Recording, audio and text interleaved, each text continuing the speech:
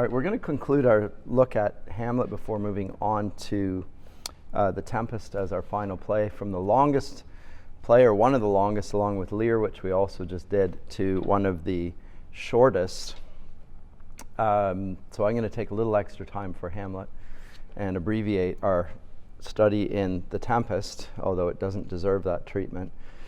And I left off last time in Act 5, Scene 1, in the grave digging scene, which I think is important because it concludes the tragedy of Ophelia and the aftermath and the effect on relationships outside of it, and in some ways makes clear to Shakespeare's audience what a significant character Ophelia was, even though she was a very passive character to whom action happened rather than an actor in the play. She suffered the action. It was passive in that sense, and dutiful and good, and ended up falling into the water and literally sinking beneath its and drowning in that sense, to yielded herself up to it. Some discussion over whether she committed suicide by the commoners, gravediggers, who are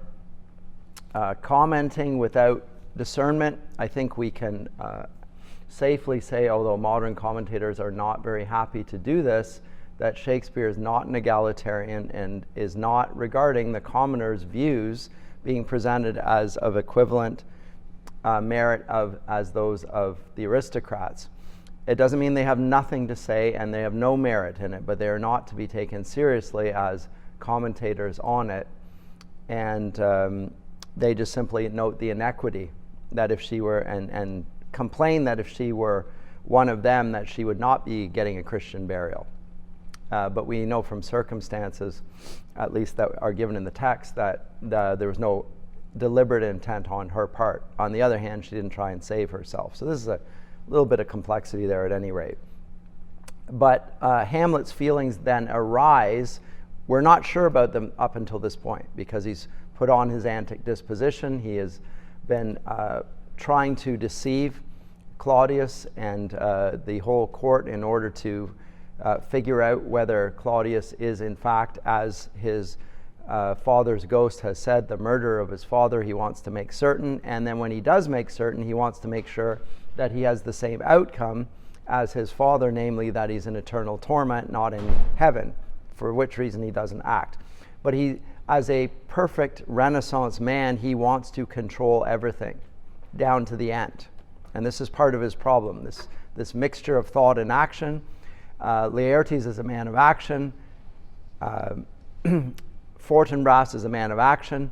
He is a marriage of thought and action. So the perfect Renaissance man. The problem with that is it's very difficult to orchestrate everything perfectly. And he's been incapable of action because of that. But by the end of Act 5, I think we see a progression and a maturity in Hamlet whereby he's willing to trust that there is a divinity that will shape the outcome here, and he does not need to know all the ends. So, and so he's moving towards a resolution or a reconciliation within himself, that God will make all things right, and he need not do all those things. And so he's progressed as a character throughout, and we see a significant development within Hamlet.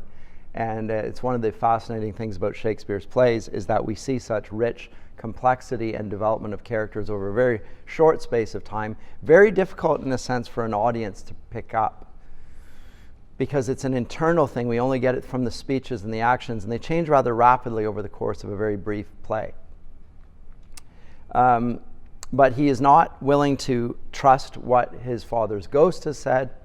He's like a good Renaissance man, going to see for himself. He's going to use his own judgment. He's not going to be led by anyone. He's going to be a leading role. So in a sense, he's an exemplary character for us. And in the end, he can't see quite what the divine plan is, but is willing to go through with it anyway. He's committed to killing his uncle in retribution for what he did in murdering his father. And one of the open questions for the audience is whether the murder of his friends, Rosencrantz and Guildenstern, was justified. Seems very Machiavellian on his part. To some degree, it reflects the situation he's in. He doesn't have the ability to make it exactly right. The only thing he can do is get rid of his enemy, so he does the least bad thing that he can imagine rather than the most. But there are some questions about Hamlet's decisions there. It's not exactly the one that we would ideally choose. But they get what they deserve in a sense. They were being delivery boys for the king, and they were going to deliver him up to death. So there's a sort of a mirroring there of the consequences that his friends get. One other thing that I wanted to note, I talked about the role of the dramaturge figure and the way that Hamlet uses acting in the play to catch the conscience of the king. He also uses his own acting or his own performance as a way of understanding himself better. As an actor, he sees himself not just as a director of plots, but as an actor within the plot, and by acting, putting on a role, he is actually learning something about himself, which is true of life as well. When you act in a certain role, as a teacher, as a father, as a pastor, as a businessman, certain things are expected of you, and you're asked to set aside other aspects of your identity, and by so doing, you see things differently. And Hamlet, by going through the revenge, tragedy, hero action, is in a sense thinking differently than he did when it was purely a matter of speculation. So that's part of the man of action working with the man of contemplation. He gets to the point, as I say, where he's able to turn the tragedy back upon itself. And this famous scene where he's contemplating the skull of Yorick, his old one of the servants in the house that which he used to ride his back and play with him and so forth, in which he contemplates the meaning of life and the meaning of death. Famous scene, probably given a little bit too much attention by later critics, but still fascinating. And the whole of Act 5, Scene 1 is quite brilliant in this. One of the questions that need to be asked is, towards the end as well, does Hamlet actually fulfill the requirements of his deceased father that the ghost lays upon him? He has learned to act against evil. He turns the poison. Remember, just since you've read it already, there's an additional evil that's been done that Laertes was complicit in the end. He wanted to kill Hamlet, but he was willing to cheat to do it. And so he allowed his sword, the end of his sword, to be baited with poison. Now, this is not, so Laertes seems like a man of honor and a man of action until the point where right at the end, he allows poison to be put on the tip of his sword, and then he realizes that he's willing to do anything to revenge himself, and then he moves away from being a perfect revenge tragedy hero, and Hamlet takes his place. Hamlet, who is not willing to cheat, not willing to do anything duplicitous, but simply to take vengeance on just means. And when he finds out that he's been poisoned, he forces Claudius to take the poison as well and kill him. And there's, again, an element of justice in this reciprocity, measure for measure. But note that Claudius here is, again, the anti-dramaturge figure in the sense that he brings evil into the action. So there's a mirroring here between Claudius and Hamlet, even in the end, in terms of their orchestration of the outcome of the plot. When Claudius does vitally intervene and costs Hamlet his life, at that point, then Hamlet finally does what he was supposed to do, which is to make sure that the murder of his father gets his just deserts, which he does. And his earlier speech, to be or not to be, comes to fulfillment because he both dies and takes vengeance. He doesn't take his own life, his life is taken, and at the same time, he executes the vengeance that he was, the path that he was put upon by his father earlier in the play. Whereas Horatio, so let me get over the Act 5, Scene 1, and move into the second act. Act 5, Scene 1 is very long, showing the significance of Ophelia to those. But Hamlet and Horatio, remember Horatio, his great friend, his fellow philosopher, have a little conversation here of which it is rather revealing of Hamlet's thoughts now. He's ready for action. So much for this, sir. Now shall you see the other. You do remember all the circumstance. He wants to make sure that there's a witness to the justice of his actions. This is very important to him. Remember it, my lord? And the reason why, Hamlet replies, sir, in my heart there was a kind of fighting that would not let me sleep. He was torn in his conscience. He wasn't sure what the right course of action. Methought I lay worse than the mutinies in the bilboes. Rashly, and praised be rashness for it. Let us know our indiscretion sometimes serves us well when our deep plots do pall. And that should learn us. There's a divinity that shapes our ends, rough hew them how we will. And so what has he learned? As I say, he's learned to some degree that in God's providence, we're not going to see necessarily the outcome fully. We're just going to have to act and have faith that God is going to make things right. So this famous little two-line conclusion to that speech, there's a divinity that shapes our ends, rough hew them how we will. He's tried to rough hew it to the point where it's a perfect finish, perfect revenge, act of revenge in which everything is buttoned up and it's perfectly as he wants it. And in the end, he realizes sometimes we simply need to act and trust that God will make all things right in the end. So he moves through a period of doubt and skepticism and to some degree disenchantment. He even considers taking his own life. He decides not to do that. He refuses to take the king's life because he's praying and that doesn't seem right. Now in the end he thinks, I simply am going to have to do it. I'm never going to get to the perfect state where I'm not going to have some doubts about the full justice of the situation. God's justice will be done in the end. There will be a judge. So he affirms a belief in God. And that is most certain, says Horatio, has no such doubts.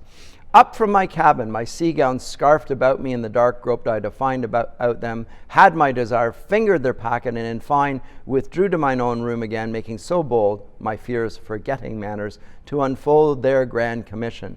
Where I found, Horatio, a royal knavery, an exact command, larded with many several sorts of treats. What's he referring to? The betrayal of Rosencrantz and Guildenstern. He finds within the letter what they're commissioned to do, and then he decides to turn it upon them. And he realizes that maybe they don't know what's in the contents of the letter, maybe they don't deserve death for this, but there's no way for him to undo the situation except to act in this way. And he's willing to accept that. Importing Denmark's health and England's too, with such bugs and goblins in my life, that on the supervised no leisure bated, no, not to stay the grinding of the axe, my head should be struck off. Is it possible? Here's the commission, read it at more leisure. But wilt thou hear now how I did proceed? I beseech you. Well, then he let them be executed in his place. Now, Tom Stoppard writes a play, Rosencrantz and Guildenstern are dead.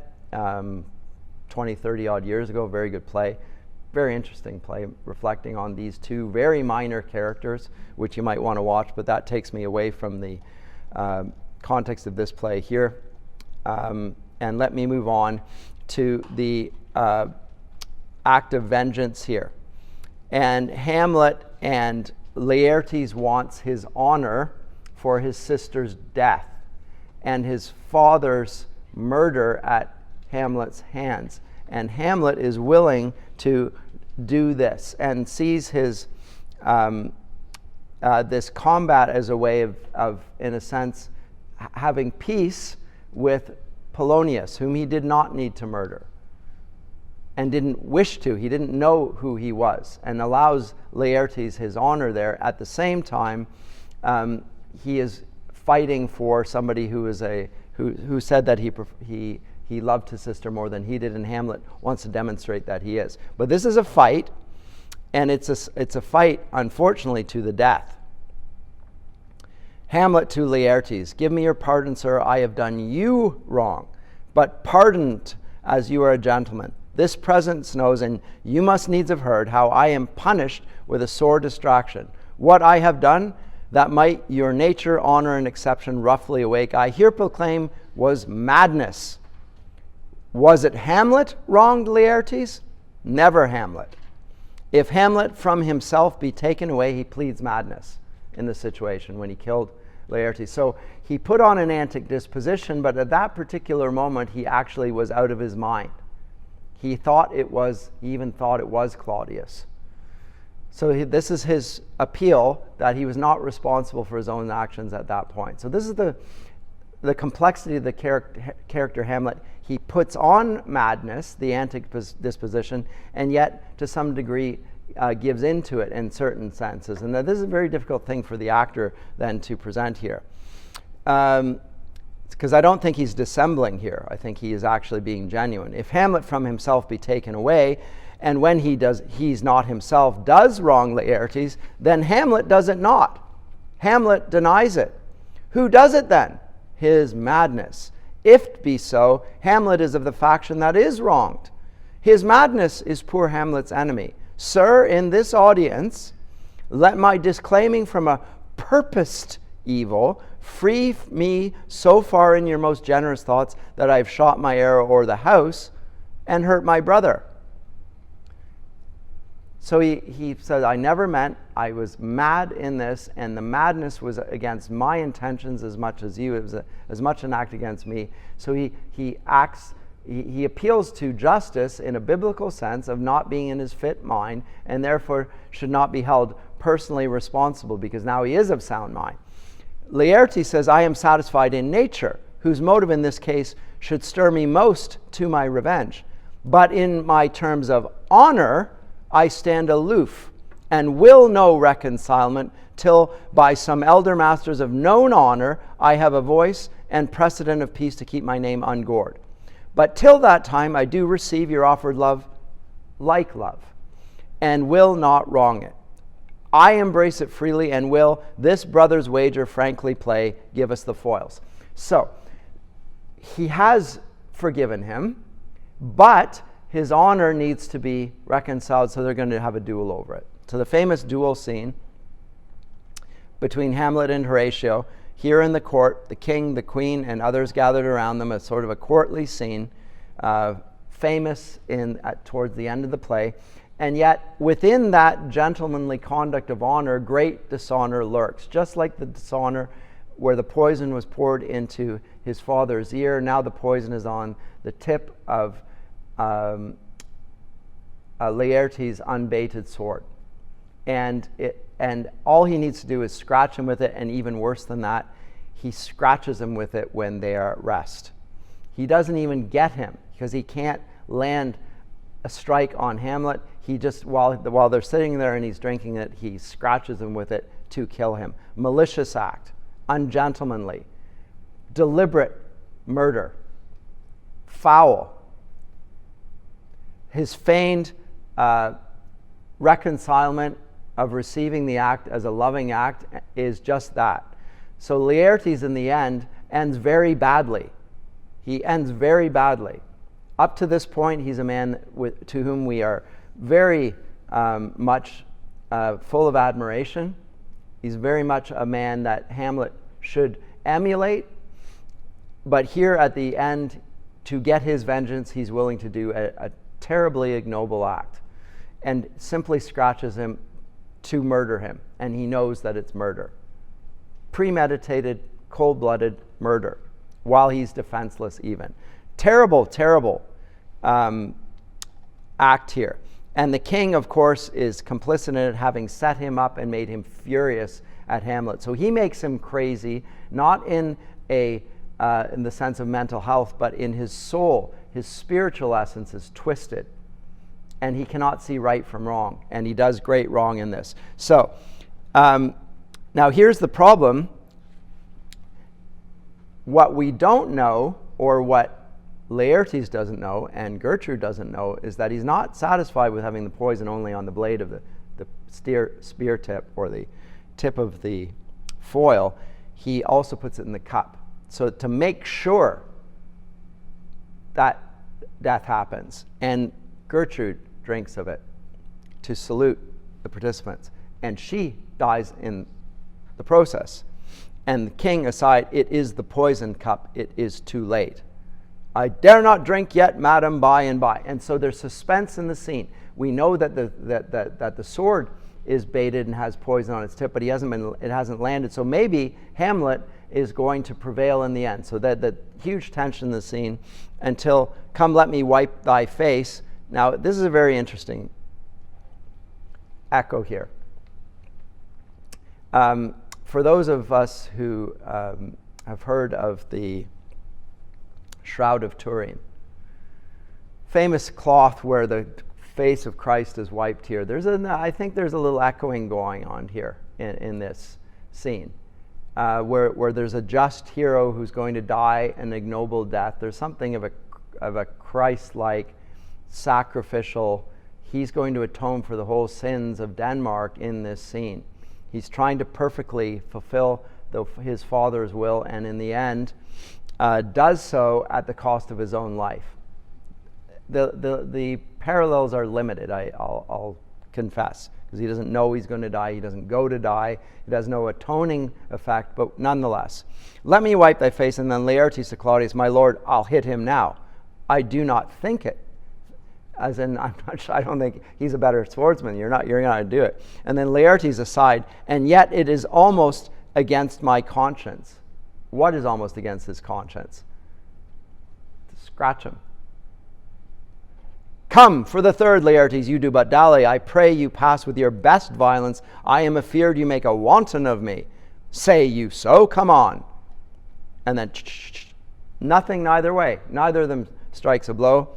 Have at you now, in the pause, because they go at it, fence, until they get tired, and then they make a pause. And in the pause, Laertes reaches out and just scratches him.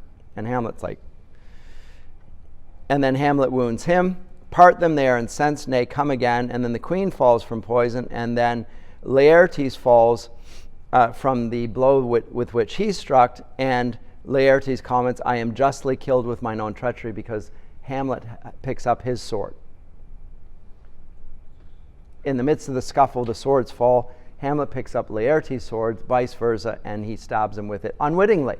He doesn't know that it's baited with poison, but now he falls by his own treachery. So again, the reference to the divinity that shapes our ends, rough hew them though we may, the improbable ending, God actually brings the evil actors to their own demise against their best intentions. In the midst of the hurly-burly of the action, and Hamlet himself falls. Now, so the first Laertes falls, and Laertes reveals in a moment of confession that he had done what he did, and that Hamlet is fatally poisoned, and prays for mercy from him in some way. So, famous speech. It is here, Hamlet, Hamlet, thou art slain. No medicine in the world can do thee good. In thee there is not a half an hour's life. The treacherous instrument is in thy hand. Unbaited and envenomed, the foul practice hath turned itself on me. Lo, here I lie, never to rise again. Thy mother's poisoned. I can no more. The king's to blame. The point in venom too, then venom to thy work. And sticks him with the poisoned blade. And then all call out, treason, treason. Oh, yet defend me, friends, I am but hurt. Here, thou incestuous, murderous, damned Dane, drink off this potion. Is thy union here the union of himself with his mother, but actually a devotion to the work of Satan? and the devil, devilish work. Is poison is the means of death, your means of life and propagation and so forth? Gives him the rest of the poison, forces him to drink it, and then he dies rather quickly, instantly. Follow my mother. And Laertes' comment, he has justly served it as a poison tempered by himself. Exchange forgiveness with me, noble Hamlet. Mine and my father's death come not upon thee, nor thine on me. Prays for forgiveness. Says he won't hold it against him. So he dies in a good state. It happens very rapidly. He goes from the villain, traitor, to reconcilement immediately. Very important ending, because again, the tragedy is going to have a divinely ordained ending, showing the grace of God brings things about. The divinity that shapes our ends is going to do so rather rapidly in this final scene. And Hamlet does forgive him, although he doesn't hear it. Heaven make thee free of it. I follow thee. I am dead. Horatio now turns to his friend. Wretched queen, adieu. You that look pale and tremble at this chance, that are but mutes or audience to this act, had I but time, and this fell sergeant, death, is strict in his arrest, oh, I could tell you, but let it be. Horatio, I am dead. Thou livest. Report me and my cause aright to the unsatisfied. Never believe it. I am more an antique Roman than a Dane. There's yet some liquor left. And the faithful Horatio falls with him in a pagan act. This is an extraordinary thing. As thou art a man, give me the cup. Let go. By heaven, I'll have it. O God, Horatio, what a wounded name, things standing thus unknown, shall I leave behind me, if thou didst ever hold me in thy heart, absent thee from felicity a while, and in this harsh world draw thy breath in pain to tell my story. What warlike noise is that? And now it's young Fortinbras. So the three revenge tragedy heroes come in right at the end.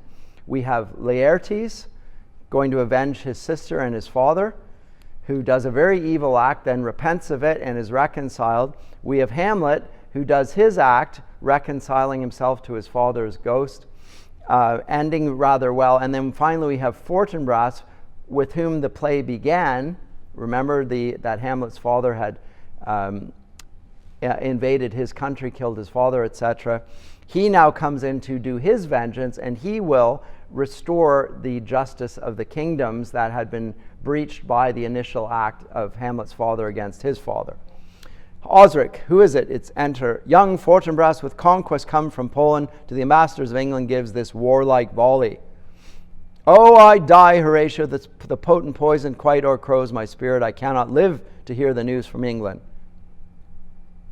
He feels guilty even about Rosencrantz and Guildenstern.